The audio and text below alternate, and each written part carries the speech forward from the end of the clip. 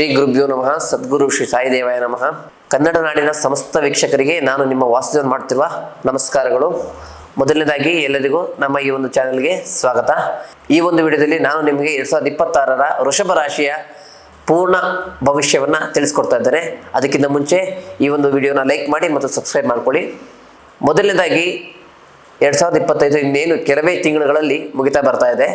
2026ರ ವೃಷಭ ರಾಶಿಯ ಪೂರ್ಣ ಭವಿಷ್ಯ ಏನಪ್ಪಾ ಅಂತಂದ್ರೆ, ಪ್ರಥಮ ವ್ಯವಸ್ಥೆ ಇವರ ಆರ್ಥಿಕ ಮತ್ತು ಉದ್ಯೋಗದ ವಿಚಾರ ಬರ್ತಂತಂದ್ರೆ, ಆರ್ಥಿಕ ವಿಚಾರದಲ್ಲಿ ಯಾವುದೇ ರೀತಿಯ ಗ್ರೋತ್ ಅನ್ನೋದು ಇವ್ರಿಗಿರಲ್ಲ. ಮೂಲ ಇವರ ಮೊಂಡತನ, ಇವರ ಸ್ವಭಾವ, ಇವರ ವಿಚಾರ ಯಾರನ್ನೂ ಕೂಡ ಹತ್ತಿರಕ್ಕೆ ಸೇರ್ತಿರಕ್ಕಂಥ ವಿಚಾರ ಇವರಲ್ಲಿ ಹೆಚ್ಚಾಗಿ ಕಾಣಸಿಗುತ್ತೆ.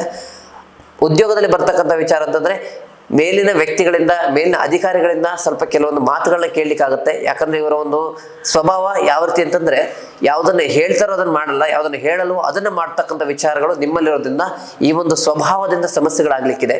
ತದನಂತರದಲ್ಲಿ ಕುಟುಂಬ ಮತ್ತು ಪ್ರೀತಿ. ಕುಟುಂಬದ ವಿಚಾರ ಬಂತಂತಂದ್ರೆ, ಮನೆಯಲ್ಲಿ ಸಣ್ಣ ಪುಟ್ಟ ಕಲಹಾದಿಗಳು, ವಿಚಾರಗಳು, ಯಾವುದೇ ವಿಚಾರಕ್ಕೂ ಕೂಡ ನೀವು ಆಸ್ಪದ ಕೊಡದೆ ನೀವು ಮಾಡ್ತಕ್ಕಂಥ ಕೆಲಸದಲ್ಲಿ, ನಿಮ್ಮ ಕುಟುಂಬದ ವಿಚಾರದಲ್ಲಿ ಮೂರನೇ ವ್ಯಕ್ತಿಗಳ ಮಾತನ್ನ ಕೇಳದೆ ನೀವು ಸೌಮ್ಯ ರೀತಿಯಿಂದ ನಡ್ಕೊಂಡಿದ್ದೆ ಆದರೆ ಯಾವುದೇ ಸಮಸ್ಯೆ ಇಲ್ಲ.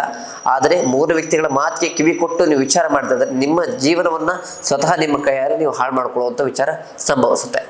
ಮತ್ತು ಪ್ರೀತಿ ವಿಚಾರ ಬಂತು ಅಂತಂದ್ರೆ, ಇಬ್ಬರ ನಡುವೆ ಇರ್ತಕ್ಕಂಥ ಒಂದು ಸಾಮ್ಯತೆ ಆಗ್ಬೋದು, ತಾಳ್ಮೆ ಆಗ್ಬೋದು, ಇದನ್ನ ಕಳ್ಕೊಂಡು ನೀವು ಈ ಒಂದು ವರ್ಷದಲ್ಲಿ ಸ್ವಲ್ಪ ಸಮಸ್ಯೆಗಳ ಮಾಡ್ಕೊಳ್ಳುವಂಥ ಸಂಭವ ಇದೆ. ಆ ಒಂದು ಸಂಭವವನ್ನು ಆದಷ್ಟು ನಿಮ್ಮ ಮನಶಕ್ತಿಯಿಂದ ಸಂಪೂರ್ಣವಾಗಿ ತಾಳ್ಮೆಯನ್ನು ತೆಗೆದುಕೊಂಡು ವಿಚಾರ ಮಾಡಿದ್ದೆ ಆದರೆ, ಅಥವಾ ತಾಳ್ಮೆಯಿಂದ ಜೀವನ ಮಾಡಿದ್ದೆ ಆದರೆ ಯಾವುದೇ ಸಮಸ್ಯೆಗಳಿಲ್ಲ. ನಂತರ ಆರೋಗ್ಯದ ವಿಚಾರ ಬಂತು ಅಂತಂದ್ರೆ, ನಿಮ್ಮ ಮನೆಯಲ್ಲಿ ಇರ್ತಕ್ಕಂಥ ಹೆಣ್ಣು ಮಕ್ಕಳಿಗೆ ಸ್ವಲ್ಪ ಆರೋಗ್ಯ ಸಮಸ್ಯೆಗಳು ಕಾಣಲಿಕ್ಕಿದೆ. ಮೂಲವಾಗಿ ಎಡಭಾಗದಲ್ಲಾಗ್ಬೋದು ಅಥವಾ ಬಲಭಾಗದಲ್ಲಾಗ್ಬೋದು, ಭುಜದ ನೋವು ಆಗ್ಬೋದು, ತಲೆನೋವು ಆಗ್ಬೋದು. ಇಂಥ ಸಂಭವ ಈ ಒಂದು ವರ್ಷದಲ್ಲಿ ನಿಮ್ಮ ಮನೆಯಲ್ಲಿ ಸ್ವಲ್ಪ ಕಾಣಿಸ್ಲಿಕ್ಕಿದೆ. ಸ್ವಲ್ಪ ಅದರ ಬಗ್ಗೆ ಎಚ್ಚರದಿಂದ ಇಟ್ಕೊಂಡು ಸ್ವಲ್ಪ ಆರೋಗ್ಯದ ಕಡೆ ಗಮನ ಕೊಡೋದ್ರಿಂದ ನಿಮ್ಮ ಮನೆಯಲ್ಲಿ ಯಾವುದೇ ಸಮಸ್ಯೆಗಳು ಇರೋದಿಲ್ಲ.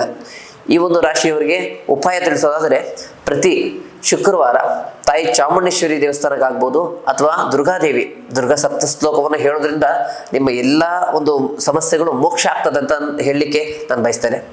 ಒಟ್ಟಾರೆಯಾಗಿ ಇದಾಗಿತ್ತು ವೃಷಭ ರಾಶಿಯ 2026ರ ಸಂಪೂರ್ಣ ಭವಿಷ್ಯ.